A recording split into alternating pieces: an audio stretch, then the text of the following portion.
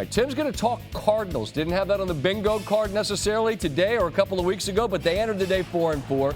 Bears in the desert off that loss on the Hail Mary a week ago. Scoreless, and Kyler Murray hits Trey McBride inside the 2, and then they hand it off to the tight end. McBride able to get to the pylon. He almost scored on the pass, but here will take it in on the ground. And it's 7-0. And on the ground, kind of the theme of this Cardinals day. It's a 7-6 game. James Conner, right up the gut. Gain of 16. Later in the drive, Trey Benson. And he powers his way into the end zone on 3rd and goal. His first NFL score, and it's 14-6. Right before the half, Emari Demercado takes off, and Coach Eberflus says this one was on me. Call for some pressure. That's a run, and it's a 53-yard touchdown. It's the longest rushing touchdown allowed in the final 30 seconds of either half this century, and the Cards have got a big lead. It's 21-9. Murray rolling. And again, it's McBride, big hurdle there. I already gave you like 4 boomer whoops at the beginning, so we'll keep that in the holster for now. They get a field goal, 24-9. 30 seconds to go in the 3rd. Caleb Williams sacked. It's 4th and 11. Very next play. Start of the 4th. They go for it, and he's swarmed under. Zaven Collins gets the sack. They ran for over 200 yards, and this Cardinal team is 5-4, and Tim Hasselbeck is in studio to talk Arizona Cardinals, who lead the West. You think Kyler Murray, a former number 1, you think the guy they go out and get this year in the first round, Marvin Harrison Jr., and you're thinking, man, they're going to zip it all over the place. But they're creating an identity and an approach that's probably very, very different from what people might have thought. What are you seeing with them? I mean, even me, when I watch them, what I am expecting. I'm expecting Kyler Murray. Hey, he grew up in the spread offense. That's why Cliff Kingsbury wanted to draft him when he drafted him.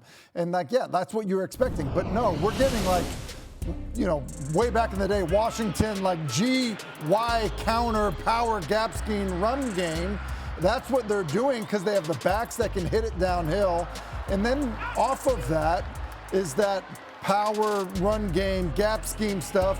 But no, now we're getting this shorter quarterback, but a guy that can really get to the perimeter and be a threat on the perimeter, and we're getting him easy throws.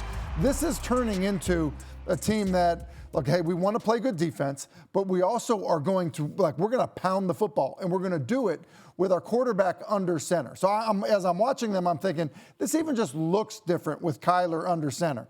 His rookie year, under center, 7% of the time. So far this season, 27% of his snaps are under center.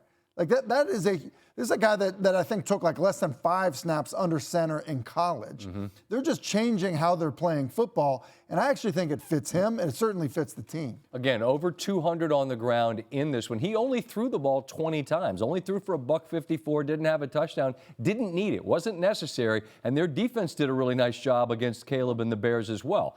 They lead the division, and they've already got a couple of wins in the division. What do you think of the West as a whole as we speak right now? Now, for them, more than halfway through. Yeah, I feel like it's safe to say that, I think there are 3 teams that could win it, and I would have Seattle as the team that's outside looking. Can't lose 4 in a row at home. I mean, and I think the pressure under Geno, we heard him taking, ownership. I just think that's going to get tough out there on him.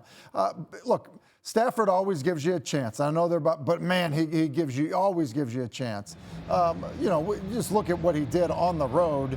Yeah, Seattle's been struggling, but some of the throws that he makes still is incredible. His toughness, I think, also keeps you in games.